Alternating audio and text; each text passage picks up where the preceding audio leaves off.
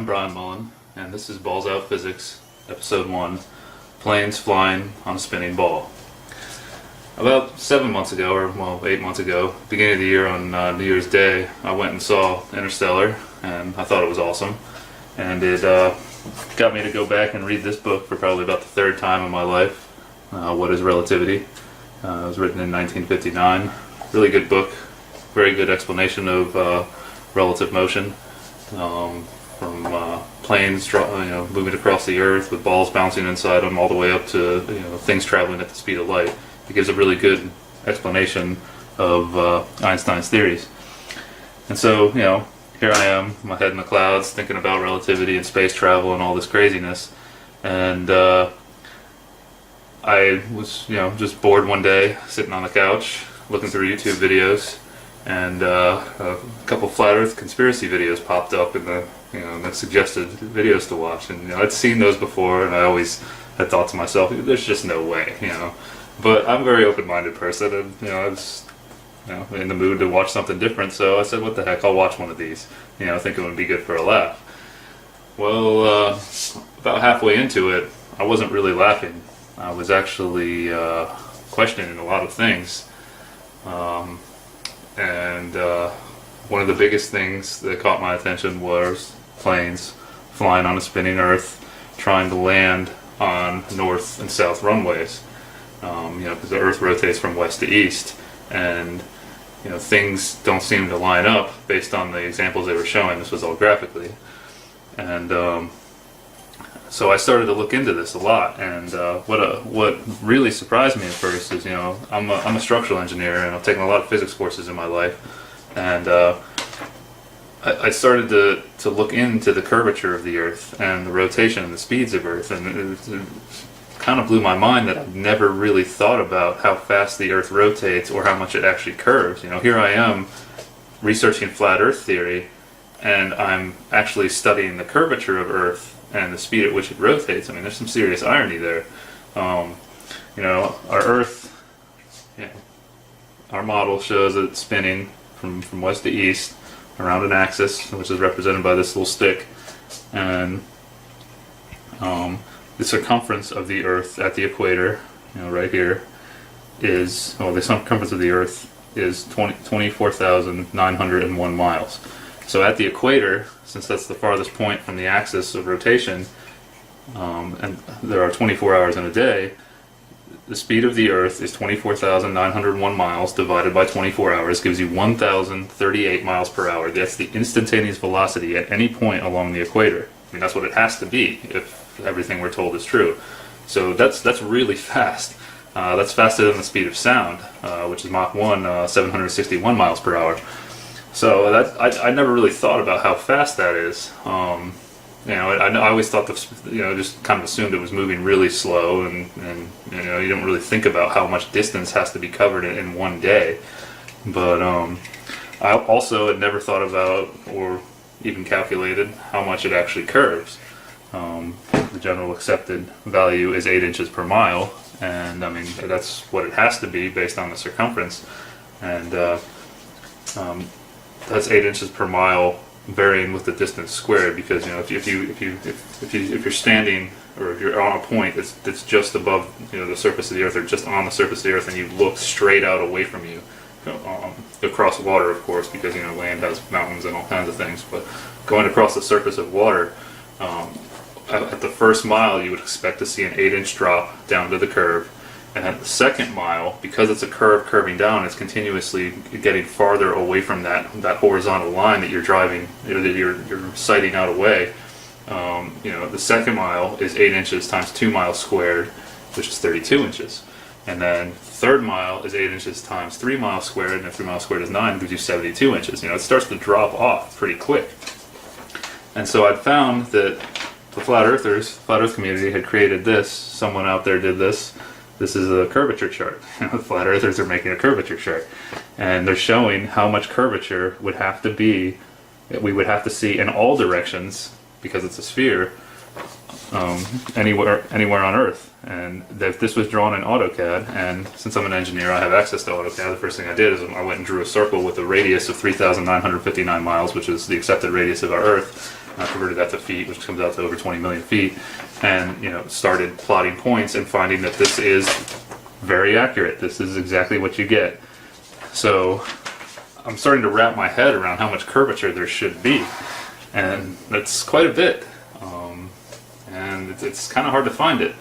So anyway, one of the first things I did is I set up a problem about the spinning planes. It was a physics problem. I studied relativity. I figured I could do this. The idea of this problem is that we are an observer, a stationary observer, looking at Earth, watching a plane fly. And this is based on a direct flight I took in college from JAX to LAX. The two airports are about 2,000 miles away from each other. And I flew there and then flew back, and I like doing the problem going back because it's more interesting that way.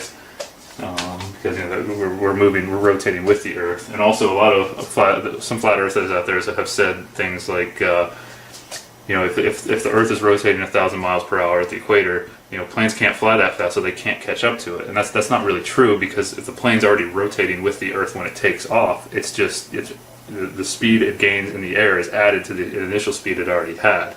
So that's not true, but there is a problem here, and that's what I want to get into. So these two airports are 2,000, here's my dimension line here, they're 2,000 miles apart roughly. And we're just going to say they're 2,000 miles apart in order to keep this simple. Okay, and they're also, they're not at the equator, they're north of the equator, a little over 2,000 miles, both of them.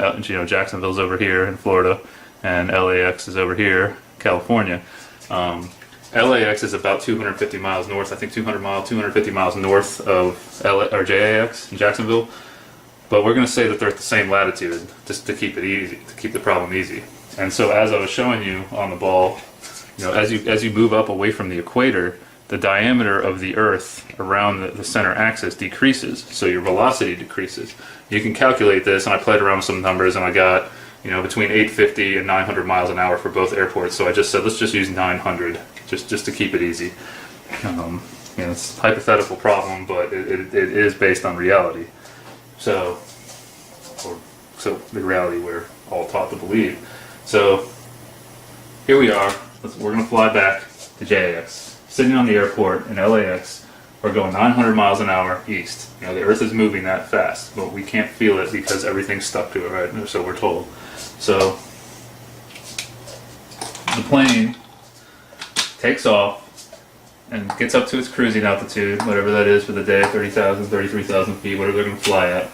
And it gets up to a cruising speed of, let's say, the velocity of the plane, VP, equals 600 miles per hour. Now, since it was already moving, the velocity of the plane relative to Earth, which we'll call VPE, is now 600 plus 900 miles an hour gives us 1,500 miles per hour. This thing's really moving. Okay, but it's relative velocity, so it only seems like 600 miles per hour to us on the plane, right? That's the theory. So everything makes sense. We're moving fast, 600 miles per hour faster than the Earth is spinning, so we're moving towards Jacksonville. But here's where we run into a problem.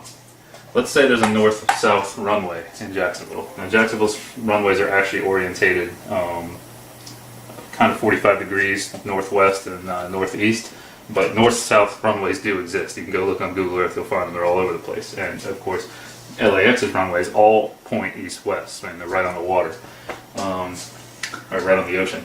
So we get up here to this point. Right before they make the turn, the plane slows down. Okay, this is where the problem comes in. Planes cannot stop flying before they make a turn. They can't go to zero. And going to zero would bring you back to 900 miles per hour that you started at. But you can't go to zero because a plane has to keep flying forward to have uplift on the wings and keep itself in the air. Duh. So it's going to slow down before it makes the turn, but it's not going to zero. So let's say it slows down to 300 miles per hour. And then it also, that's the speed it slows down to before it makes this 90-degree turn, or this right angle turn. So here, the plane, right before it makes the turn, is traveling at VP prime equals 300 miles per hour. And VP prime is just the new speed, okay, or the new velocity in this direction. But it's also got its relative velocity to Earth, which would be VPE prime, is now 300 from 1500 is 1200 miles per hour. So now, as this plane goes through the turn, when it gets here, say the midpoint of the turn, it's got a vector of 300 miles per hour, which is its airspeed, this VP prime, in this direction. But it also still has this velocity of VPE prime right up here, 1200 miles per hour. It doesn't lose that velocity. It can't, because the Earth is spinning under it. And it had that initial speed when it took off. The only way you can get rid of that is if you make the Earth stop spinning. So, when you get down here and you're trying to line up with the runway, you're going 300 miles per hour towards it. Make that look a little better. You still got VP prime here, but you also have VPE prime. Well, there's a real problem there, because the airport, the ground over here, is moving, you can see that, at 900 miles per hour. We said the velocity of the Earth is the same at both airports. But the plane is moving to the east still at 1200 miles per hour. The plane is moving faster than the runway. They can't line up. What you actually get, if you draw this point over here, actually let's erase this and do it right here where we started. What you would actually end up with is a path that looks like this.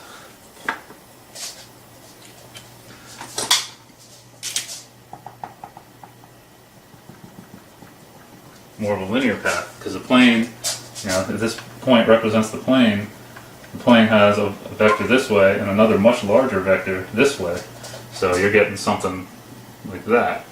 The plane is actually sliding sideways through the air. That doesn't make sense. I mean, it's kind of what's going on. This question, of course, people say, well, the atmosphere, this is what I thought too initially, the atmosphere is moving with the Earth. So, since the atmosphere is moving with the Earth, it's like a fluid that you're traveling through, so it doesn't matter that your initial speed was 900 miles per hour, and then you have a relative speed, and that doesn't work. When you really start to think about it, it doesn't work. The best example I got from another engineer I showed this problem to was, he said, what about a fly on a train? The train, the air in the train is moving with the train, and the fly can buzz all around inside the train. You've probably seen bugs in a vehicle before of some sort. The fly is unaffected by the movement of the train. Well, first of all, a fly can hover, which a plane can't do, and also the air in the train is contained within the shell of the train. Earth does not have a shell that, at least so we're told, that contains all the air. The space shuttles and rockets and everything flies through it. They leave the Earth. What's supposed to hold our atmosphere to our Earth is gravity. So we're told, air actually still has a mass, and so gravity pulls. Anything with mass exerts, as we're told, anything with mass exerts a force on anything else with mass, like they attract each other. I'll get into that in another episode, because that's also a big issue I'm finding. But so the atmosphere, spinning with the Earth, wind blows in all different directions. It's not constantly blowing from west to east, because if it was moving with the Earth, it would be blowing from west to east, and that wouldn't help us at all, because the plane is also going from west to east. So if anything, the atmosphere is just pushing it along. It's not helping slow it down. If you reverse the problem and go the other way and flip the runways around, which is what I initially did, you end up with the plane going 300 miles per hour too slow. And of course, if the atmosphere is going from west to east, then maybe you could say that the atmosphere pushes the plane back up to that velocity. But Newton's first law says that an object in motion stays in motion unless acted upon by an outside force. So an object in motion relative to another object in motion stays in motion relative to that object unless acted upon by an outside force. It has to. The atmosphere doesn't answer the question. And the other problem with the atmosphere is air gets thinner as you get farther away from the Earth. So the gravitational pull on the air as you get higher and higher is less. So by conservation of angular momentum, air at higher altitudes would have to be spinning slower. And this, this is where, the actual concept of dark matter comes from in galaxies, because stars at the outer edges are spinning at the same speed as stars in the inner ring of the galaxies, and so we say there's more mass there to make up for this, and that's another thing I'll cover in a coming episode. But there's no real answer for this. So I started thinking about this. I'm trying to visualize this, because we never do problems like this, in my engineering classes in college, we used to break down, we derive equations, calculus. We use calculus to break down equations that somebody else had already derived before, and I always thought it was annoying because, it always comes down to a simple algebraic expression. Everything in our world becomes very simple. It's kind of amazing. But, everything breaks down to a simple algebraic expression. We go through all this proof to back check what these guys had done. But never did we back check our theory of living on a spinning ball. Ever. We don't do these problems. Why? Why don't we talk about the curvature? Why don't we talk about the velocity? I went back to school and took astronomy in 2013, and we kind of talked about this, but not in depth like this. And then the other thing I started to think about is, I live in Central Florida. I heard a sonic boom one time from supposedly the space shuttle landing. Rattled my windows and doors and woke me up, scared the crap out of me. It was pretty awesome actually at the time. The landing strip for the runway at Cape Canaveral is north-south. The north end actually points a little bit to the west, this way. Actually, west is actually this way.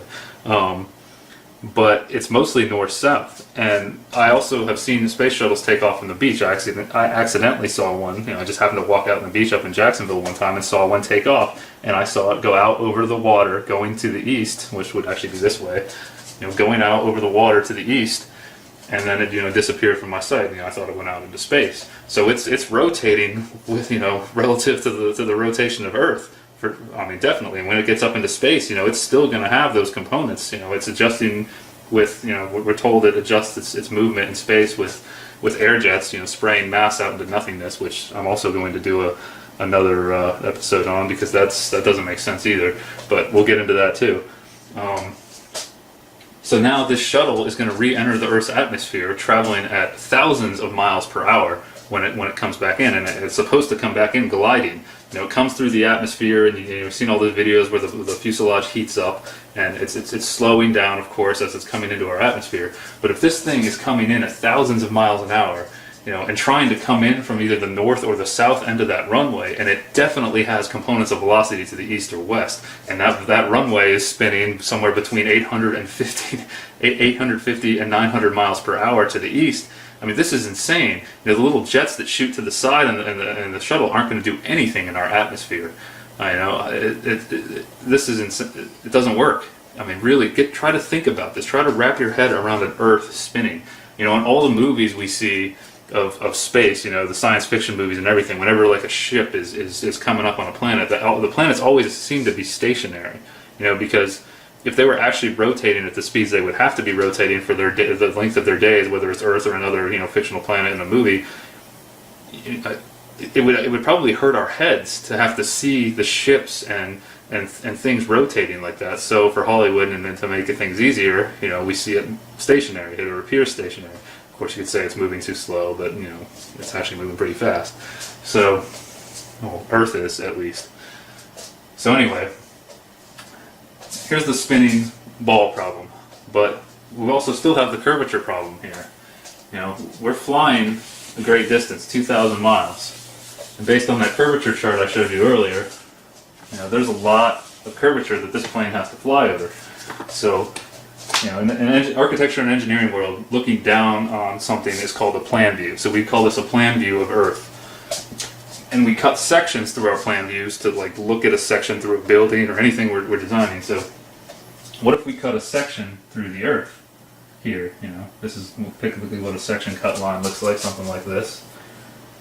Okay, so we're going to cut a section and turn our view, up, looking into the plan view.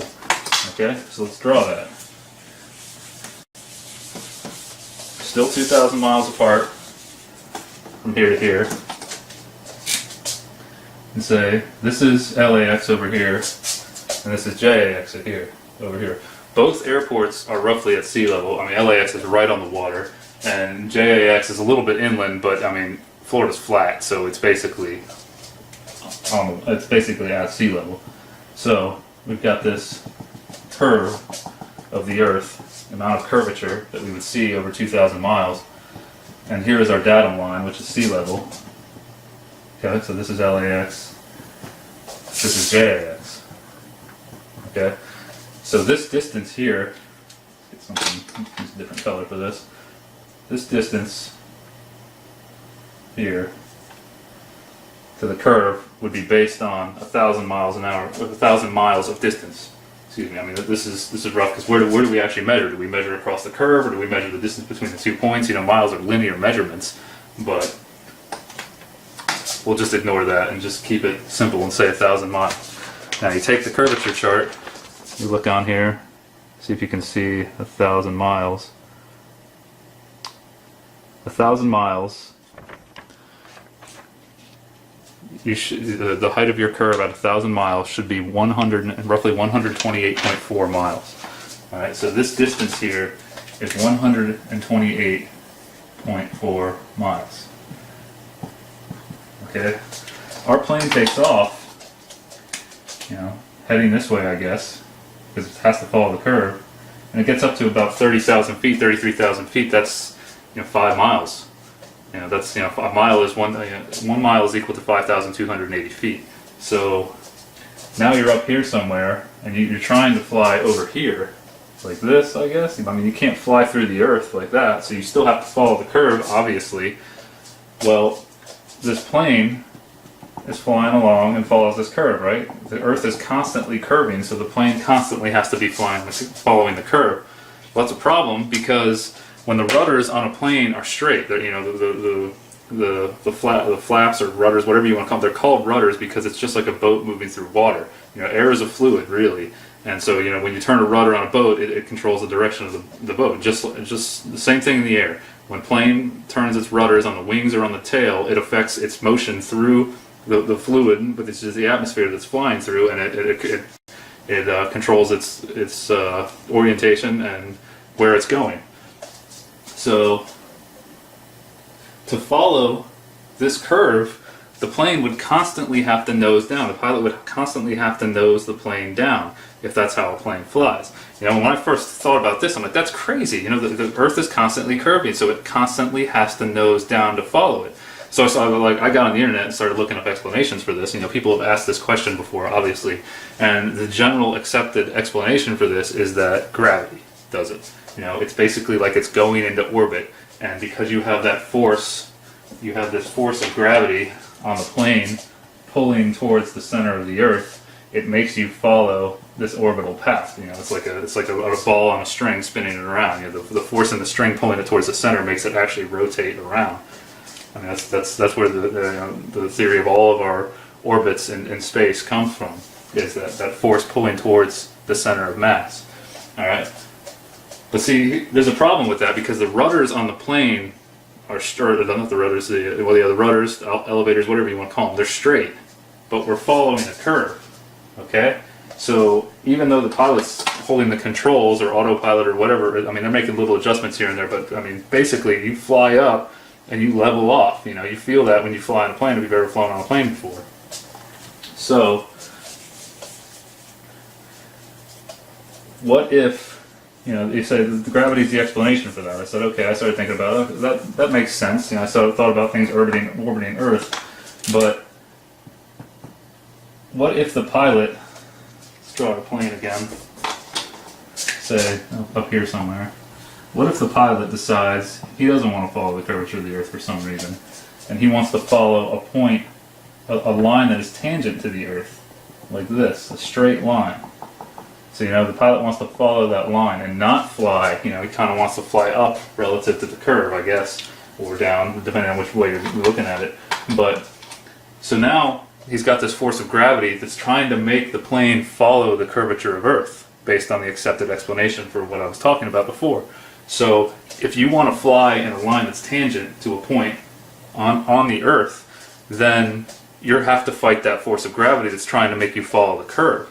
So now it's the same problem in reverse. Now you constantly have to pull up on the controls or nose the plane up to fly in a straight line. With the rudders, you're cutting through the air, but you're flying in a straight line with the rudders actually angled like this to make the plane fly straight. That doesn't make any sense. This doesn't work. That's not an explanation. Gravity is not doing this. Where's this curvature? And when you fly in a plane, you'll notice when you look out the window, the horizon, of course, looks flat, and we're told that the Earth is too big and we can't see it, and it's also at eye level. If there's really a curve, there should be a drop. Now this one, people argue about this one. It's a big argument in the flat Earth, round Earth community, but it's becoming a huge debate on the internet. More and more people are waking up to this. It's pretty amazing. And what we're not taught in school is, in the late 1800s, there was a raging debate going on between flat earthers and globulists, as they were called. People still believed that the Earth was flat. Columbus didn't sail to America and prove. Everybody just started believing the Earth was a ball. A lot of people didn't believe it, and there's actually I've read some testimonies from civil engineers in the 1800s that just say it's ridiculous. When they're talking about laying train track and all kinds of things. So I'm at a loss here. I don't know what to think. I'm kind of thinking it's flat and stationary. I've gone to Lake Apopka and I've taken my telescope there, and on the south end of the lake, Lake Apopka is one of the biggest lakes in Florida. I think it's the second biggest. On the south end of the lake with my telescope sitting 3 feet above the shore, I can see the North Shore 8 miles away. Well, based on the curvature chart, there should be, what is that? Based on 8 miles, I should have a 43-foot drop from one side to the other. I shouldn't be able to see the shore. There should be a curve of water in my way. You can't see it on a rough day when the waves are in the way, but on a calm day, you can. That doesn't make sense. I should not be able to see that. So, I don't know what's going on here, I've had my world turned upside down or right side up by this. I've spent a lot of time researching this, a good 7 months, and I've seen a lot of different things. There's a lot of topics to talk about, but this is the one I thought I'd start with. So, you guys out there, you can leave comments, call me crazy if you want to, but you got to give me an explanation for this if you're going to call me crazy, and help me out here. I'd love to go back to believing that I live on a spinning ball, and this isn't some massive conspiracy, and we all haven't been duped. But human beings are very easy to fool. And it's actually much easier to fool a human being than to convince a human being that they have been fooled. We come into this world, we don't know where we come from, we don't even know how our thought process actually work. We don't know how we're able to simultaneously create thoughts and perceive them at the same time. We still can't explain that. So what do we really even know? Anyway, that's getting off topic. This is episode 1. We'll be getting into more. I'll have many more episodes after this, hopefully. So, until next time, peace.